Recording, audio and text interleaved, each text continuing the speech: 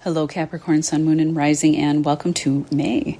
We start the month off with all planets direct, other than Pluto and Aquarius, going retrograde on May 5th, but here to stay and not to come back into your sign in our lifetime. I bet you are cheering for that one. Mercury is out of shadow, and Venus is out of shadow by May 26th in Aries, right when Saturn moves in, along with a newly entered Neptune in Aries for the next 14 years. Neptune will retrograde back into Pisces, and then settle back into Aries, your fourth house of home, family, ancestral conditioning, land, property, and motherhood by next January. Saturn rules you and will remain in Aries from May 26th until April 13th, 2028. So we will always pay more attention. We stand up and take notice to wherever our first house ruler goes. However, the next few weeks will just be Saturn kind of dipping his toe into this energy, and then it will retrograde July 14th this summer. Finish up some kind of remaining business in your Pisces third house of day-to-day life, communication, neighborhood, local travel, small business, marketing, communication, speaking, writing, early education, or some third house topics before coming back into your fourth of home and family on November 28th, 2025, I believe, to stay until April 2028, so roughly around 3 years. And don't worry about the dates. I'll write them down for you in the description box down below. Saturn naturally rules you. Your ascendant is your body and everything about you, but he also rules your second house, Aquarius house, of income, banking, investments, land, value, your face, what you eat, mouth, luxury goods, our assets, investments, etc. So again, wherever he goes, we take notice and we pay attention to that house that he's transiting in, as this will be a time of learning, mastering, and sovereignty.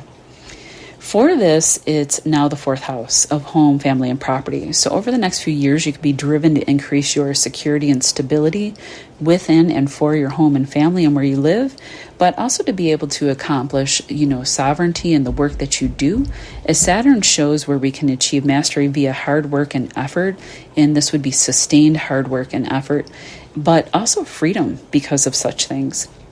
You may be planning on working from home, creating a business from home, starting a business around real estate and property.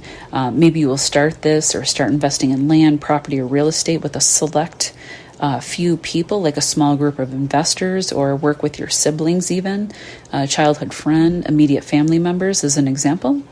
There could be a need to restructure your finances and taxes, maybe due to a job opportunity, because we also have Uranus in the mix at this time, in a positive trine from your sixth house of health and work and day-to-day life, trining over to Pluto in your second house. And then Uranus is sextiling over to Saturn and Neptune in your fourth. So we kind of see this flow of energy between the second, fourth, and sixth. This could look like doing something unique in relationship to the work that you do and the way that you earn money. It could be something that liberates you from a brick and mortar structure and can see you going into business for yourself over the course of this transit. Uranus will shake up the workspace for 7 years starting in July, but maybe you're just planting the seeds of an idea now.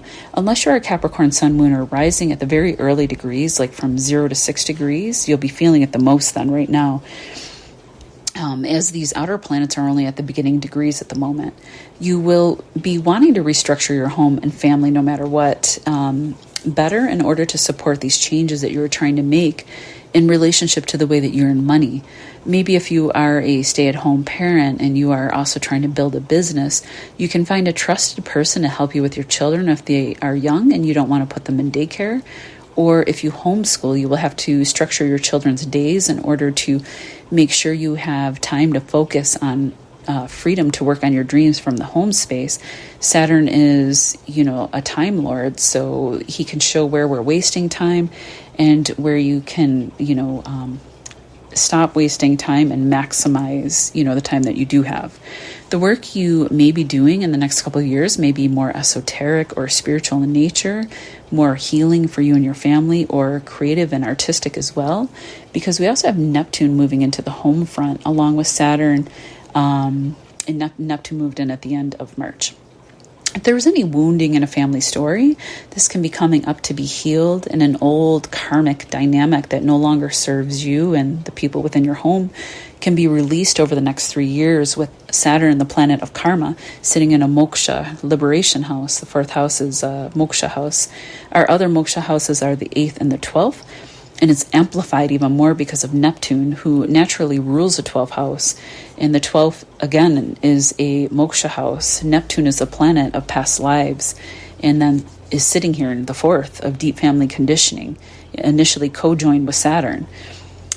Pluto, who naturally rules the 8th house of pain and trauma and buried secrets, yet also transformation and rebirth, is touching Saturn and Neptune at this time, but in a positive flow, showing this area can be healed and rebirthed into a healthier, more empowering story for you and your family. If you don't have a family, it can be your own story with your mother or other family members.